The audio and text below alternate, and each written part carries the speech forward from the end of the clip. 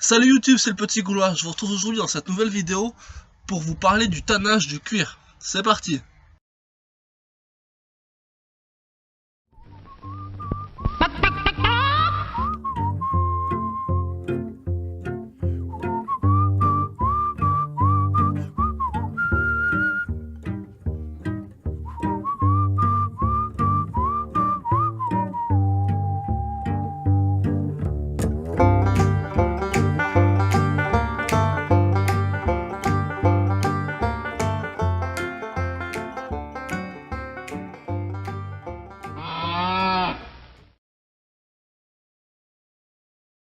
Maintenant que on a récupéré donc la peau, on va l'écharner. Ça va donc enlever toute la graisse et les fines couches de peau qu'il y a au bord et les restes de chair.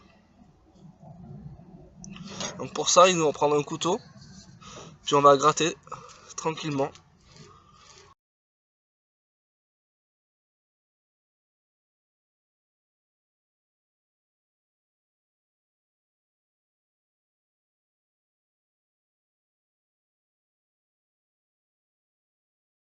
Bon, là je pense que la peau est pas mal. Maintenant, je vais mettre du gros sel par-dessus et laisser pendant 1 heure à peu près pour bien dégraisser ce qui reste. Alors, j'ai déjà mis un peu de sel, je vais en mettre un petit peu pour bien recouvrir toute la peau. Il faut que chaque centimètre carré soit bien recouvert. Ça va donc déshydrater un petit peu la peau et donc la sécher. Et puis ça va permettre de détacher les derniers restes de chair et de graisse un petit peu difficiles à écharner. Voilà, donc la peau est entièrement recouverte de sel. Je vais laisser ça 1 heure. En attendant que la peau sale, on va préparer la mixture dans laquelle on va laisser tremper la peau. Donc, il va falloir du vinaigre, un œuf, du sel, de la farine et de l'eau. Alors, hop, il va falloir à peu près 100 g de sel.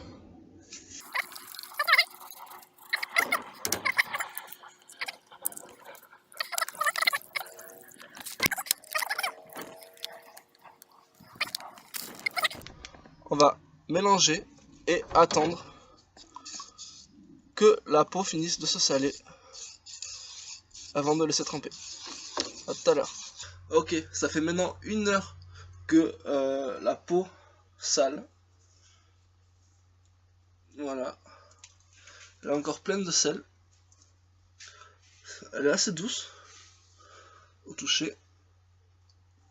Je vais enlever le sel.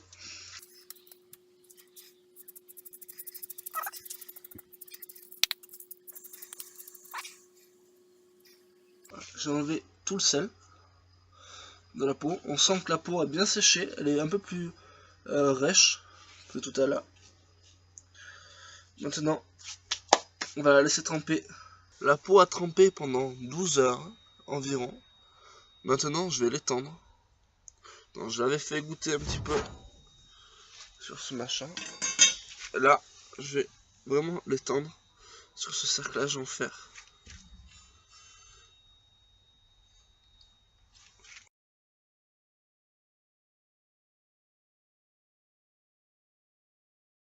L'avantage du fil de fer, c'est qu'on peut s'en servir directement comme une aiguille pour percer la peau.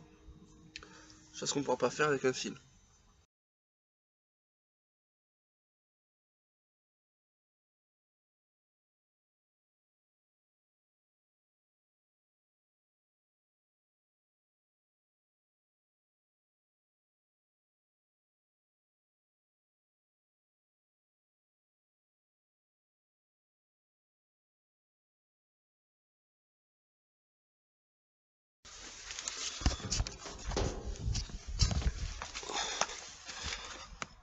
Voilà ce que ça donne.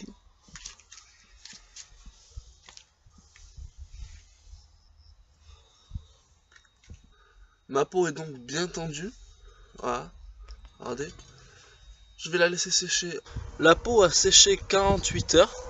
Maintenant, on va passer à la dernière étape, qui est donc le fumage. Je construis ce petit fumoir donc en bois et en briques, et avec au-dessus la peau comme sur un conduit de cheminée. On peut faire ça de différentes manières. Moi, j'ai choisi celle-là parce que on peut vraiment faire ça avec n'importe quoi, et puis c'est beaucoup plus économique en temps. Donc il va falloir faire une flamme peu chaude avec beaucoup de fumée. Voilà, il va falloir garder ça pendant environ 2 à 3 heures.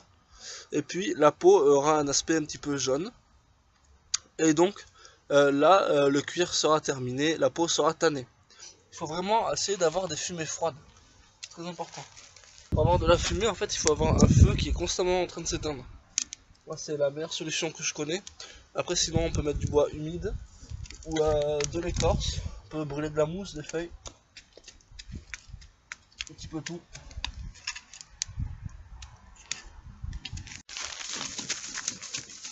Une branche d'herbe verte, et puis on tape sur le feu. Ça fait énormément de fumée, beaucoup plus qu'un feu de bois. Il reste encore 3 quarts d'heure. Voilà ce que ça donne quand ça fume bien.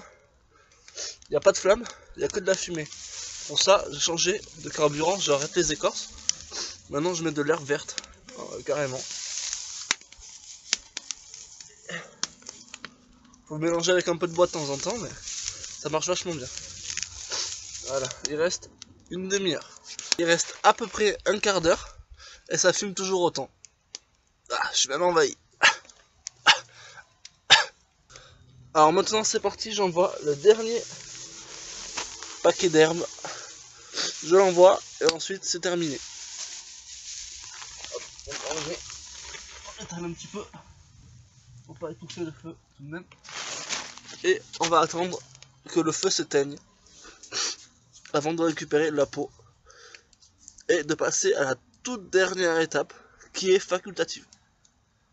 Après 1h30 de fumage, j'ai donc enlevé la peau. On voit qu'elle a pris une jolie couleur jaunâtre. Je vais la détacher pour vous montrer. Donc pour la détacher, tout simple, juste à couper les fils de fer. Au niveau de la texture, ça ressemble un petit peu à du carton, mais beaucoup plus souple. Voilà donc ce que ça donne. Côté cuir, avec une jolie couleur ambrée. On voit que c'est déjà franchement assez souple. L'autre côté, avec les poils, que j'ai pas enlevé parce que j'ai voulu les garder. Donc là, c'est du cuir. Après, pour le travailler, il faut